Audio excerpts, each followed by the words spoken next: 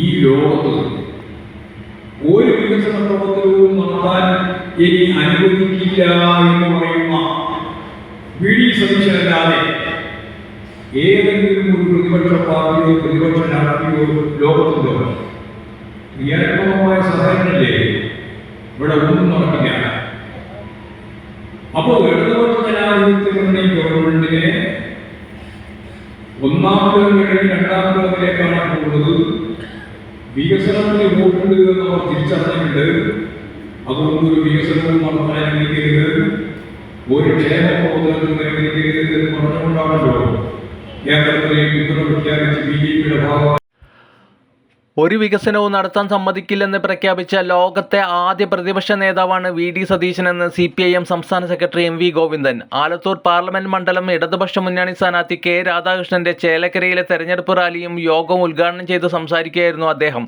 പൗരത്വ നിയമ ഭേദഗതി വിഷയത്തിൽ കോൺഗ്രസിന്റെ നിലപാട് വഞ്ചനാപരമാണ്. ലീഗിന്റെ വോട്ട് കിട്ടാൻ കേരളത്തിൽ നിയമത്തിനെതിരാണെന്ന് പറയുന്ന കോൺഗ്രസുകാർക്ക് ഡൽഹിയിലെത്തിയാൽ മിണ്ടാട്ടമില്ല. തെരഞ്ഞെടുപ്പ് പ്രകടന പത്രികയിൽ നിയമം റദ്ദ് ചെയ്യുമെന്ന് പറയാനുള്ള ധൈര്യം പോലും കോൺഗ്രസിനില്ല. എന്നാൽ CPIM പ്രകടന പത്രികയിൽ റദ്ദാക്കുമെന്ന് വ്യക്തമായി പറയുന്നു. മതരാഷ്ട്രമായി ഇന്ത്യയെ മാറ്റാൻ ലക്ഷ്യമിട്ടിട്ടുള്ള നിയമത്തിൽ വ്യക്തമായ നിലപാട് സ്വീകരിക്കാൻ കോൺഗ്രസിന് സാധിക്കുന്നില്ല. പകരമായി ഉപയോഗിക്കുന്ന ഒരു പദമല്ല ഹിന്ദുത്വ. തികച്ചും അർത്ഥവ്യത്യാസമുള്ള വളരെ പ്രധാനപ്പെട്ട ഒരു പദപ്രയോഗമാണ് ഹിന്ദുത്വ. ഹിന്ദു എന്ന് പറയുന്നത് വിവേകാനന്ദൻ ചൂണ്ടിക്കാണിച്ചതുപോലെ ലോകത്തിൻ്റെ മുമ്പിൽ അദ്ദേഹം അവതരിപ്പിച്ചത് സഹോദരി സഹോദരന്മാരെ എന്ന അടുപ്പമുള്ള അഭിസംബോധനയിലൂടെയാണ് ചിക്കാഗോ പ്രസംഗം ആരംഭിക്കുന്നത്.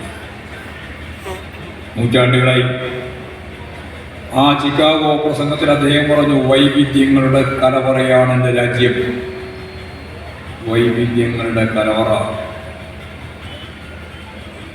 എത്രയെത്ര ജാതി, എത്രയെത്ര മതവിഭാഗങ്ങൾ, എത്രയെത്ര ഭാഷ, എത്ര ദേശീയത, ഉപദേശീയത എല്ലാം ചേർന്ന് എൻ്റെ രാജ്യം.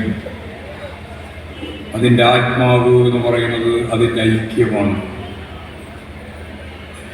വൈവിധ്യങ്ങളുടെ ഐക്യം, അതാണ് അതിൻ്റെ ആത്മാവ് എന്ന് പറഞ്ഞത് വേറെ ആരുമല്ല, പറഞ്ഞത് സ്വാമി വിവേകാനന്ദൻ.